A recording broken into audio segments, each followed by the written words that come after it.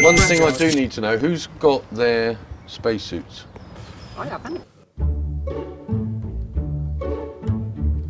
Nobody move.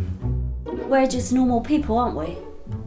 Normal people don't do things like Well, No. first question that might be burning on everyone's minds, that is, what happened to the Paranoid Dramatics company? As in, are they working on any other theater adaptations of cult films, or? Not at the moment. They so after the show finished, as you see at the end of the film, they did it again because they really did love the experience and the theatre loved them, so they came back and did it again, and then they did it a third time.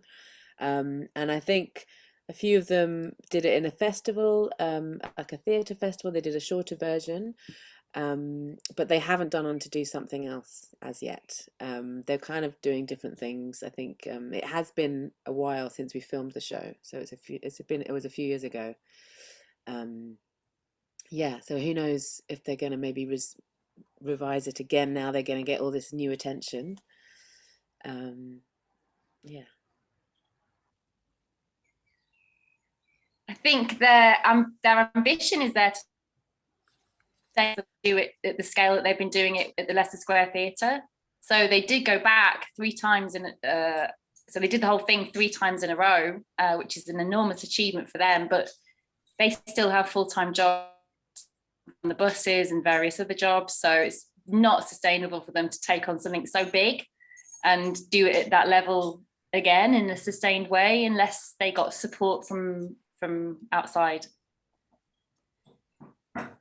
Mm-hmm. Thank you. So you're obviously fans of the adaptation, but did you expect their West End debut to be such a huge success initially? I think we always knew people were going to love it, and it was just a matter of whether we'd get enough people to hear about it. And I know Lucy was one who was really instrumental in just getting an audience there and was doing loads of promotion, social media, constantly updating, going out handing flyers, putting up posters, like really pushing it. And I think basically we knew that once they were in the room, they would love it. It was just a matter of like getting people to this, quite absurd, unusual thing. But pretty much everybody we told about it was like, oh my God, that sounds amazing. I want to come and see it. So it wasn't a hard sell. So yeah, I think we were pretty much assured that it would be a success. But then we didn't quite know what level they were at when they came to the theatre.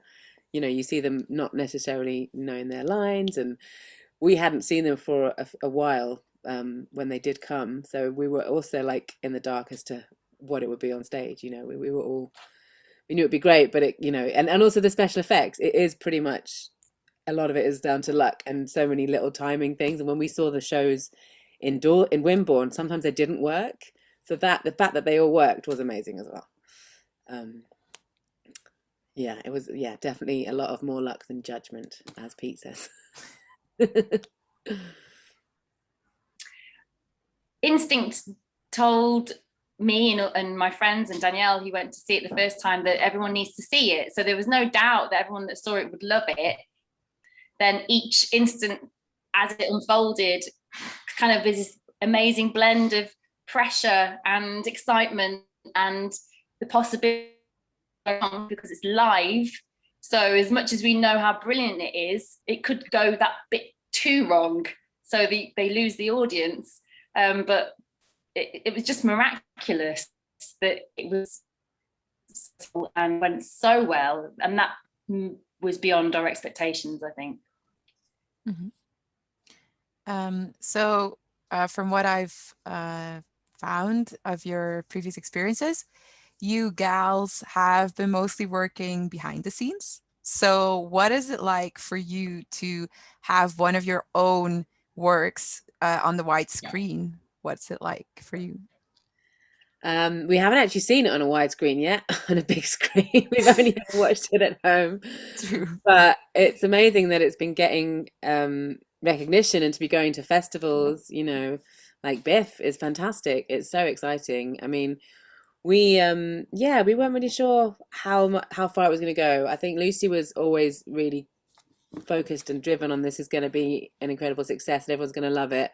I was a little bit more uncertain and a bit like not, kind of having the self-doubt and having those feelings that you have when you make something and you create something. It's always hard to know how people are going to receive it. But yeah, it's been incredible. Like we just finished South by Southwest Festival, which was amazing. And yeah, we're just really excited that people are receiving the work and enjoying it. And I think that's just wonderful to bring a bit of happiness and joy to people's lives at the moment, because it's been a tough old year for a lot of people. So that's just been wonderful. But we're dying to see it on a big widescreen, hopefully soon. Yeah, the excitement was to be in an audience of people and sort of relive the energy that we had, a whole group of people with that, when it's a collective gasp of joy and everyone kind of bounces off each other and one person's hysterical laugh triggers everybody else. And that's the energy that I was looking forward to being in again, because that was the magical part of our film. So we haven't had that experience yet. But it was incredibly satisfying when we first showed it at Fright Fest. It was like they wanted us to know exactly how much they loved it, and all the details about it that they thought were important were exactly the details that we gave importance. And that was deeply so. I really was just amazed at that part of the process. I wasn't expecting the response. I was expecting everyone to go, yay, we loved it, but I wasn't expecting the level of emotional response. Mm-hmm. And so did you celebrate in your own special way then when it premiered? Because it's a tad different, so. Yeah, we just watched it at home, sat on Twitter, checking the socials, seeing what the reactions were. And a lot of my friends watched it, and it was really nice to have it was all communicating via the internet really, but it was just lovely to have that shared experience as well. No, I was just going to say we did have a little premiere with the guys. We did show them the film, and we were so lucky because it happened just over a year ago. So it was just before everybody went into lockdown, and we were so blessed to be able to have that. And it was just great to be in a room with them again and to see them again. We hadn't seen them for a while, and just to hear how they felt about it and what they thought, and they really liked it. We got some really lovely response from them, and as I said, it was a while ago that we filmed it, so for them it was like a snapshot of their lives, like a time capsule of this kind of extraordinary thing that they all did, and then we're like, here's a documentary. So that was really lovely to be able to just watch it with them as well. To get the rough cut and go back to the UK, especially to because we were editing it in Barcelona, and we were both still in Barcelona, and it was a let's just do this, like they have to see it, we have to get their blessing, it's an important part of the process. And we got in there a week before all the restrictions hit and had a little premiere with a rough cut with them, and that's like the experience, that's the closest we've got to having it in an audience. And they were amazing, and cheering and whooping, and yeah, it was brilliant. That was a great experience. Mm-hmm. So this is your directing debut as in for documentaries, sorry. Will there be more of these in the future, or do you also want to focus more on fictitious works?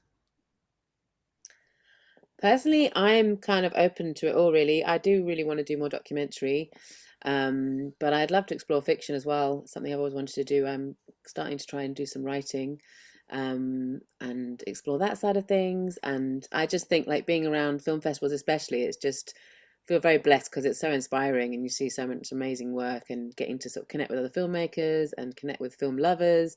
It's just really a wonderful thing to do. And even though it's online at the moment, it's still really great experience. So I'm feeling very, very grateful to have that opportunity. Yeah, I mean, I really love the filmmaking process. So it suits my brain, and I enjoy steps along the way and the problem solving and the creative solutions. And I loved it because I love the story so much. And it was my mission to make sure the film is finished and get it out there, because everyone needs to see this. It meant I had no problems with the process and how much it took to do it. But looking now as what would I do next, it would have to be something I live with, you know, as strongly, that I think is as important to present to the world. So if that opportunity came along, then I would consider it. I am, since South by Southwest, having, you know, being presented with all this talent and all this inspiration and all this opportunity to connect with people, it's kind of like niggling me now, going, well, you know, if you're going to start something, this is the time to find people to start it with. But, you know, it's like having the thing and for it to be strong, a strong enough pull to do it again. So that's where I'm at the moment. Mm-hmm. So one final question, and this is a more quirky one. If you have to choose between only being able to watch the movie Alien for the rest of your life, or only being able to watch Alien on stage for the rest of your life, which one would you choose between? Hands down, Alien on stage. Well, it's got to be Alien on I've already stage. watched it. Yeah. I mean, seeing as I've watched it 1,000 times and I still love it, that's kind of like a clear indicator that I'm never going to get bored of it. So.